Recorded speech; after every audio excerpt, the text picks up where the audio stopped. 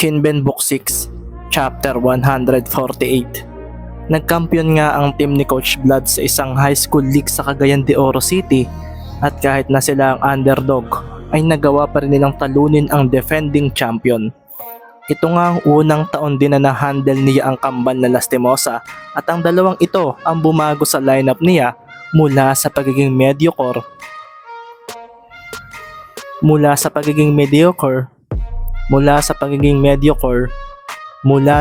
mediocre team ay naging best team ito. 4 na taon silang nagkampiyon at masayang masaya si Coach Vlad sa nangyaring iyon. Ang boring coach, parang hindi na magaling ang kalaban natin. Baka kapag college na kami, mga malalakas ng team ang makalaban namin. Sabi na nga lang ni Kyrie na pasimpleng napatingin kay Kyle na kung saan ay maraming mga kababaihan ang nagpapapicture. Masyado kasi kayong magaling. Pero ganoon naman talaga. Maboboard kayo kapag kayo ang pinakamagaling. Sagot naman ni Coach Vlad, nakatabi ang anak niyang kasama rin sa team niyang ito. Iyon nga ang ayaw namin, Coach. Gusto namin ni Kyle na magaling na team ang makalaban namin kasi doon kami macha-challenge. Doon kami mahihirapan. Doon kami mas matututo at magiging mas magaling. Sagot nga ni Kyrie at napangiti na nga lang si Coach Vlad sa narinig niya. Hayaan ninyo at baka sa kolehiyo ay mahanap ninyo ang bagay na iyan.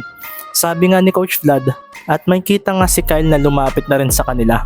Coach, salamat sa 4 na taong pagko-coach ninyo sa amin. Sabi na nga ni Kyle na pasimpleng tumingin sa kanyang kakambal. Ako rin, nakikita-kita ko na magiging malupit na tandem kayo sa bigger leagues. Ang magiging best duo ng basketball sa bansa. Bulalas pa nga ni Coach Vlad at napangiti naman ang pilit si Kyle habang si Kyrie naman ay napatango na lang at marahang napakuyom. Hindi nga iyon nangyari dahil makalipas ang ilang taon ay nabalitaan na ni Coach Vlad na hindi na magkasundo ang magkapatid. Nang maging coach nga siya ng CDO Rangers, ay palagi niyang tinatanong si Kyrie kung kailan babalik ang kapatid nito para isama sa team niya, kaso hindi siya sinasagot nito ng seryoso. Akala ko hindi na iyon mangyayari, pero baka pwede pa. Kahit ito na ang huling taon ni Kyrie sa team. Nasabi na nga lang ni Coach Vlad sa sarili ng pagmasdan ng kambal. Sa natitirang 10 minuto ng laban ay itataya niya raw ang pagkapanalo niya sa kambal dahil ito ang bagay na alam niyang gusto ng dalawa, ang magkaroon ng magaling at malupit na kalaban. Sumilbato na nga ang referee at ang mga manonood ay napalunok na dahil ang huling 10 minuto ng laban ay magsisimula na.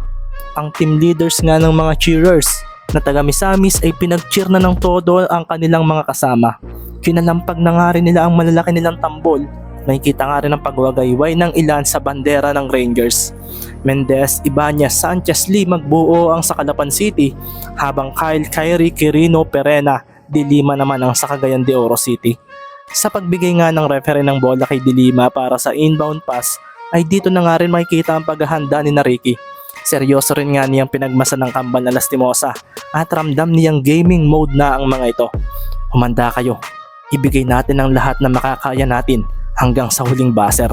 Bulalas pa nga ni Mendez at sa pagsambot ni Kyle Lastimosa sa bola ay dito na nga kumawala ang naglalabang malakas na datingan ng dalawang teams. Huwag ninyong isiping lamang kayo sa Calapan. Ang isipin ninyo ay tayo ang naghahabol sa lamang nila. Itatak ninyo sa utak ninyo na ang huling buzzer lang ang magsasabi na tapos na ang laro. Ito nga ang sabi sa kanila ni Coach Vlad kanina sa bench. Sa pagharang nga ni Mendez kay Kyle ay siya naman pagbigla nito ng pagkaliwa. May screen na nakaabang kay Mendez at si Kyrie ito. Sa pagbangga nga ni Ricky kay Kyrie ay siya naman paglipat ni Ibanez kay Kyle. Tumalo na nga lang agad si Kyle at ibinato ang bola kay Quirino na agad ding ipinasa kay Perena. Sa pagsambot nga ni Perena ay agad niyang ipinasa ito kay Kyrie na biglang nilampasan si Mendez. Sa pagkakataong iyon ay napakuyom na lang si Coach Isaiah dahil ito na naman daw ang Princeton offense ng kanilang kalaban. Sa paghinto ni Kyrie ay bigla naman nag-cut si Kyle ang bumangga si Ibanez sa screen ni Perena. Dito na nga napaseryoso si Marlon dahil ipinasa na nga ni Kyrie ang bola sa may basket. Pagsambot nga ni Kyle roon ay siya naman pagtalo niya papunta sa basket. Doon na nga rin lumitaw si Lee.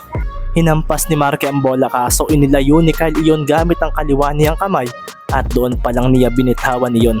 Mataas na release din ang kanyang ginawa at sa pag-angat ng bola ay napakuyom na lang ang mga manonood ng hampasin ito nang dumating na si Dre Sanchez. Ikaw Dre ang bahala sa depensa, huwag kang mag-focus sa isang player. Ikaw ang best defender ng team kaya ikaw ang makakagawa nito. Bulalas nga sa kanya ni Coach Isaiah kanina. Si Coach Vlad nga ay napakuyom na lang dahil sa ginawang iyon ni Sanchez. Mabilis daw itong kumilos at iyon nga ang naging resulta. Tumapon nga ang bola pabalik at dito naman biglang lumitaw si Kyrie at tinagaw nga niya ang rebound mula kay Magbuo at Lee. Ang mga manonood ay kinabuga ng dibdib dahil sa play na iyon at sa paglapag ni Kyrie ay siya naman paglitaw ni Mendez sa tabi nito. Iiiwas niya ang bola. Sabi naman ni Ricky sa sarili at napatingin din siya sa paligid lalo na kay Kyle. Bumigla siya ng abante kaso iniatras naman ni Kyrie ang kanyang kanang paa at tumalon siya gamit iyon. Isang fade away jump shot nga iyon at may kita nga rin ang paghabol ng palad ni Magbuo. Si Ricky naman ay napakuyom dahil hindi agad siya nakapag-react sa bagay na iyon.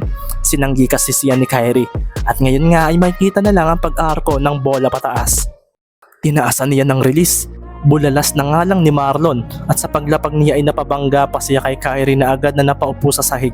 Sumilbato nga rin agad ang referee at napakuyom pa nga si Lastimosa nang bumulalas ang referee ng basket counted. Ang hirap pigilan ng ganoong tira. Nasabi na nga lang ni Isaiah na hindi rin maiwasang humanga sa ginawa ni Kyrie. Agad namang inalalayan ni Kyle si Kyrie sa pagtayo na pinalo pa nito sa puwetan sa pagpunta nito sa free throw area. Pagsambot nga ni Kyrie sa bola ay agad nga niyang pinakawalan niyon at pumasok iyon ng walang kasabit-sabit sa bakal ng ring. Talagang hindi ito magiging madali pero hindi kami pwedeng magpatalo. Sabi nga ni Mendez nang sambutin na niya ang bola mula kay Marlon. Hindi nagbigay ng pressure ang depensa ng CDO bagkus ay nag-abang na lang sila sa side ng Calapan City. Sa pagdating nga ni Ricky sa harapan ni Kyle ay bigla itong nagsalita. Masaya ako na nakalaban uli kita Ricky. Mahinang wika nga ni Kyle na agad namang nilampasan ni Ricky. Iyon nga ang nagpangiti kay Kyle dahil talagang sinasamantala raw ni Ricky ang kanyang ginawa. Mukhang wala na raw salitaan pang dapat maganap at maging purong laro na lang daw ito. Sa paghabol niya ay siya namang biglang paghinto ni Ricky. Agad niyang hinila ang bola at agad na pinatalbog ito papunta sa kanyang likuran. Sa pagsambot ng kanyang kaliwang kamay ay bigla na lang niyang nilampasan si Kyle sa kabilang bahagi nito. Isang behind the back crossover iyon at sa paggalaw naman ng mga paa ni Kyle ay siya naman pagbalik ng isang paa ni Mendez.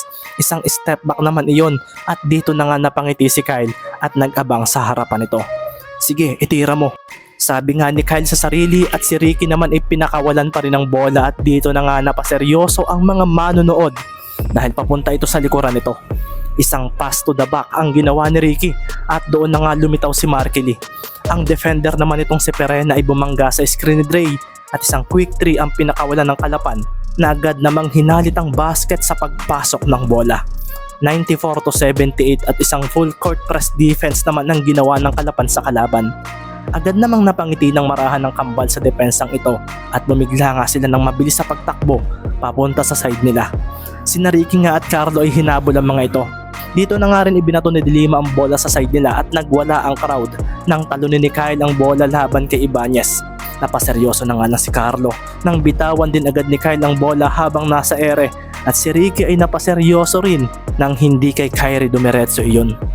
Dumating nga rin si Quirino at ito nga ang sumalo sa bola at sa pagpwesto nito sa may 3-point area ay siya namang biglang pagpihit ni Kyle kay Ibanez patungo sa basket. Isang bounce pass din ang ginawa ni Quirino dahil alam niyang si Sanchez ay nasa likuran niya. Sa pagsambot naman ni Kyle sa bola ay doon na nga napaseryoso si Ricky dahil si Kyrie ay nasa tabi pa niya. Isang mabilis na 1 against 2 ito at may kita nga ang pagtalo ni Kyle papunta sa basket nang wala man lang alinlangan. Si Ricky naman ay wala nang ibang choice kundi ang sabayan ito. Hindi na raw niya dapat mong pigilan ang kanyang sarili at dito na nga siya bumigla ng talon na ikinadilim naman ng paningin ng kambal. Sorry Ricky, pero dalawa kami ni Kyrie. Sabi nga ni Kyle sa sarili at bigla nga siyang gumawa ng isang extra pass papunta sa kanyang kakambal. Pinadaan niya ito sa kanyang likod at doon na nga napakuyom sina Coach Isaiah at Coach Vlad. Paghawak nga ni Kyrie sa bola ay agad siyang tumalon at ang mga manonood ay napanganga na lang dahil mula sa likuran nito ay sumulpot sina Ibanez at Sanchez. Tinukura nila ang bolang binitawan ni Kyrie na naging dahilan upang mabigo ito sa pagpuntos. Dumiretso nga ang bola palabas at nabigla na lang din ang mga manonood nang talunin pa ito ni Mendez at ibato sa may paa ni Kyrie. tumama ang bola roon at ang possession nga ay napunta pa sa Calapan City na ikinatingin na lang ng kambal kay Ricky na nagdagasa pa sa may labas ng court.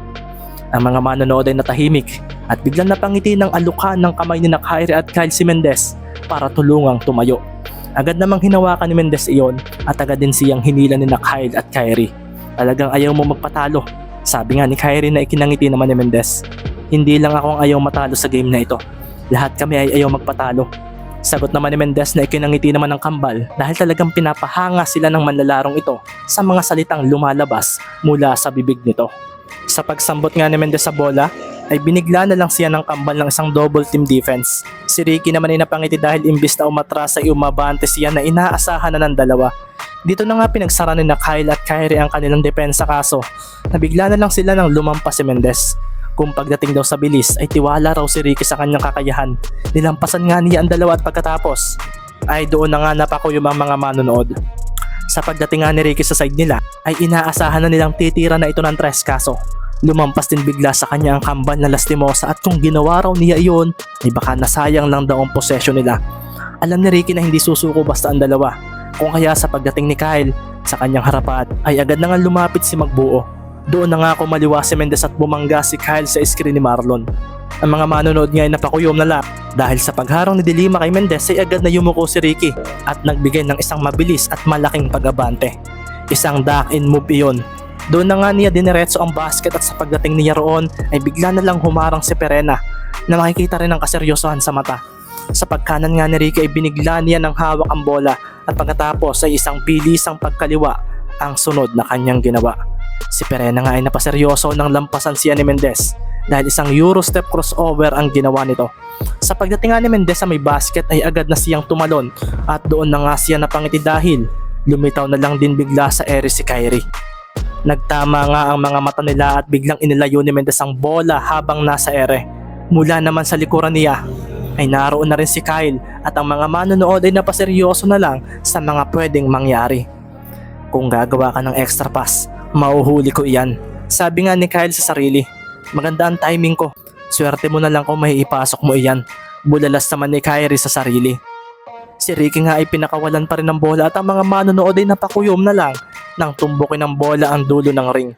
Nagmintis ang bitaw ni Mendez. Sa paglapag nga niya ay napangiti na lang siya dahil mula sa ibaba ng basket ay naroon na nga si Marlon Magbuo. Napasigaw si Coach Vlad at si Dilima nga ay naiwan na lang dahil sa pag-delay ni Ibanez dito. Si Ricky naman ay mabilis na umatras at sina Kyrie nga at Kyle ay napakuyom na lang nang sambutin ni Magbuo ang rebound. Habang nasa ere nga ito ay parang nagpapakawala ito ng malakas na datingan. The one who controls the rebound, controls the game. Bulalas nga ni Marlon Magbuo sa sarili at nang madakma ng dalawang palad niya ang bola ay siya rin pagdakdak niya rito na nagpanganga sa mga manonood dahil niyanig noon ang board. Maging sina Kyrie nga at Kyle ay napanganga nang makita ang halimaw na dakdak ni Magbuo at sa paglapag nito ay tanging ang talbog lang ng bola sa sahig ng court ang maririnig sa loob ng venue. Kasunod nga din noon ay ang paglakad na ni Ricky na kasabay si Marlon. Habang kalmado silang naglalakad ay siya ring pag-angat ng kaliwang kamao ni Ricky at agad namang dinikitan ito ni Marlon Magbuo ng kanyang kamao. Nagbigay ito ng malakas na datingan at napangiti na lang si Coach Isaiah dahil sa kanyang nakita. Isang tandem na hindi inaasahan ng mga manonood, ang Mendez Magbuo tandem. Ang guard at center doon na bihirang makita sa Maharlika League. Kapag nagmintis ka, ako ang kukuha ng rebound. Sabi pa nga ni Marlon, gaya ng inaasahan, Kuya Marlon, lilitaw ka talaga sa may basket. Masayang wika nga ni Ricky at ang score nga matapos iyon ay naging 94-80 na nagpuwersa kay Coach Vlad na tumawag ng biglaang timeout sa unang 1 minuto at 15 segundo ng huling quarter.